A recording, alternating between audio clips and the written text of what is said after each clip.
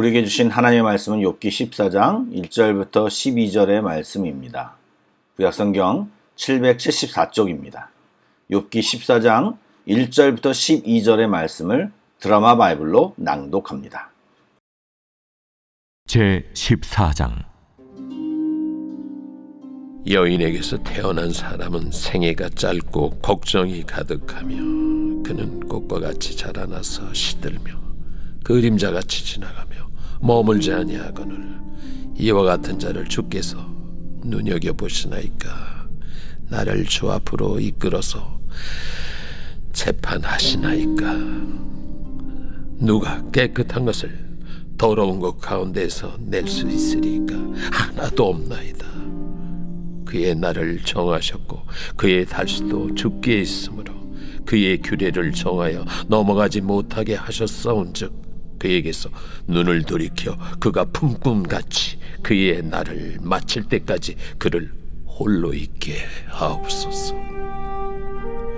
나무는 희망이 있나니 찍힐지라도 다시 움이 나서 연한 가지가 끊이지 아니하며 그 뿌리가 땅에서 늙고 줄기가 흙에서 죽을지라도 물 기운에 움이 돋고 가지가 뻗어서 새로 심은 것과 같거니와 장정이라도 죽으면 소멸되나니 인생이 숨을 거두면 그가 어디 있느냐.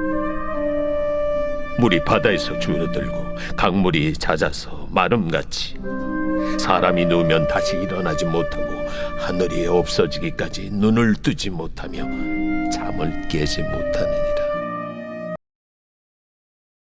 샬롬, 주 안에서 한 가족 된 여러분, 좋은 아침입니다. 오늘도 주의 은혜와 평강이 예배하는 우리 모두에게 충만하기를 간절히 소망합니다. 잠시 기도하겠습니다. 사랑의 하나님, 오늘도 주님 앞에 나와 예배하며 기도하는 모든 성도들에게 하나님과 깊은 교제의 기쁨이 충만하게 하여 주옵소서. 우리 안에 있는 괴로움과 두려움, 염려들은 사라지게 하옵시고 주님이 주시는 기쁨과 소망으로 가득 차게 하여 주옵소서.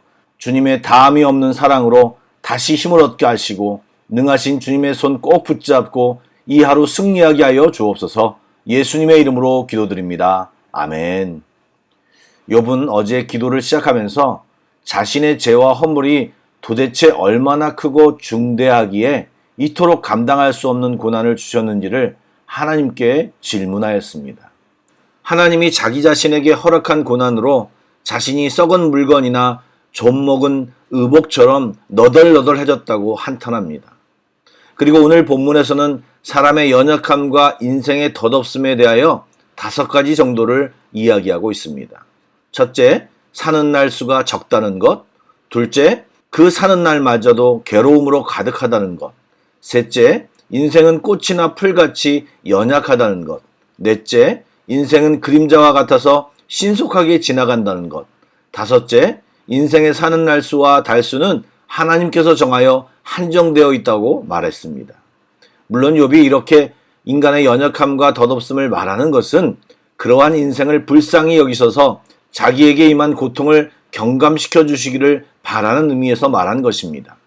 여러분, 지금 욥의 인생의 덧없음에 대한 한탄과 푸념은 그의 특별한 상황 속에서 자연스럽게 나타난 행동이지만 수많은 성경 속의 인물들은 그렇게 자신의 연약함을 인정하고 또 그 상황 속에서 구원하시는 분이 하나님뿐임을 알고 절대적으로 그분의 도움이 필요함을 느끼며 그들 모두는 하나님의 긍휼을 구하는 동일한 행동을 했습니다.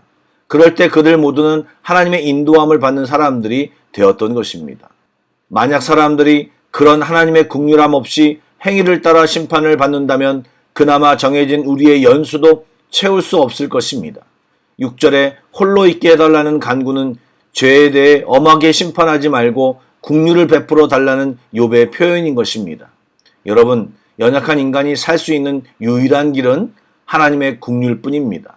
그래서 시편 32편 1절에서 시편 기자는 허물과 사함을 받고 자신의 죄가 가려진 자는 복이 있도다 라고 고백한 것입니다. 성도는 인생의 한계를 분명히 깨닫고 유일한 생명의 길이신 또 영원하신 하나님의 긍휼과 용서의 은혜를 구해야 하는 것입니다. 물론 그 길은 예수님과 맞닿아 있습니다. 예수님을 통한 하나님의 풍성한 은혜를 정확히 알 때 그리고 믿고 그 구원 속에 우리가 들어갈 때 우리는 어떠한 상황에서도 소망을 잃지 않고 살아갈 수 있게 되는 것입니다.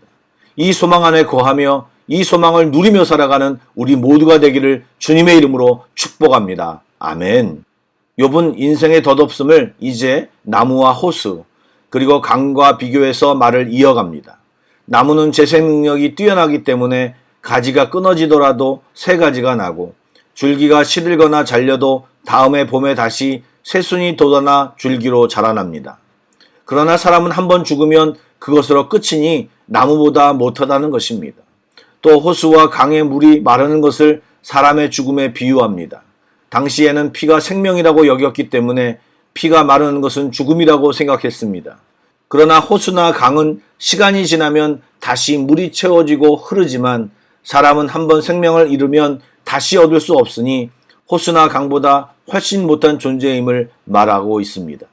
이렇게 하나님은 사람을 가장 영광스러운 존재로 지으셨다지만 정작 나무보다 못하고 호수나 강보다 못한 것이 인생이라는 것입니다.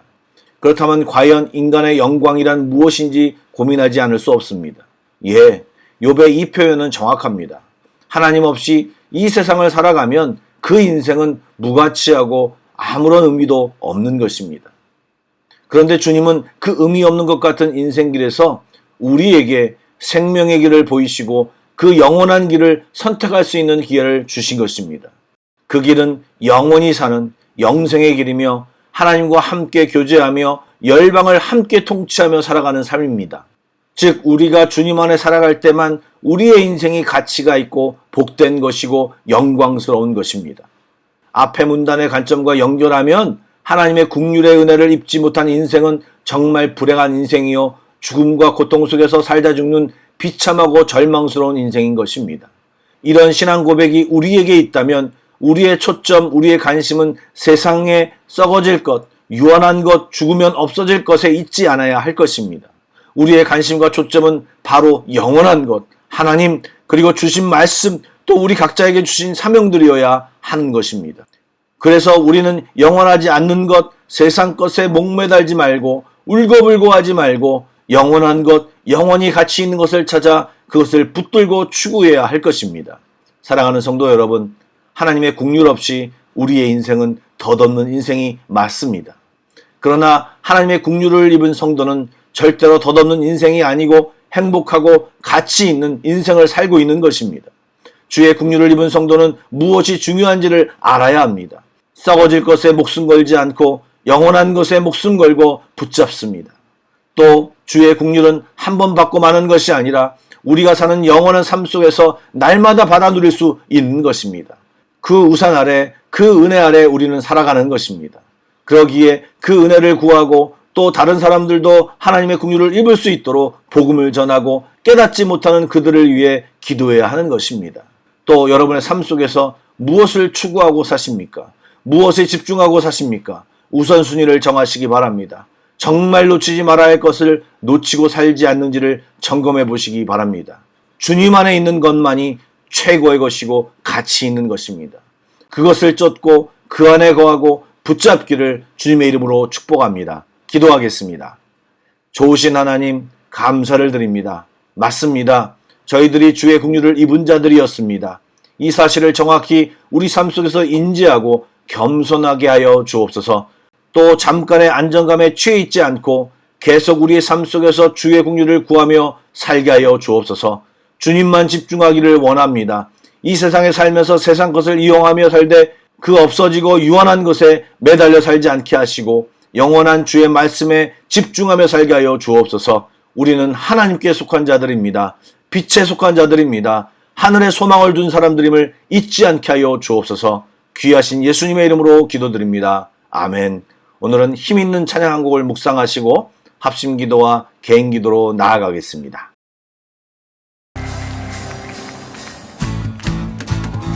할렐루야. 푸른 마르고 꽃을 시드나 주님의 말씀은 영원합니다. 믿으십니까? 우리 목소리 높여 주님을 찬양하며 영원하신 말씀을 주신 주님을 찬양합시다. 할렐루야. 할렐루야. 푸른 마르고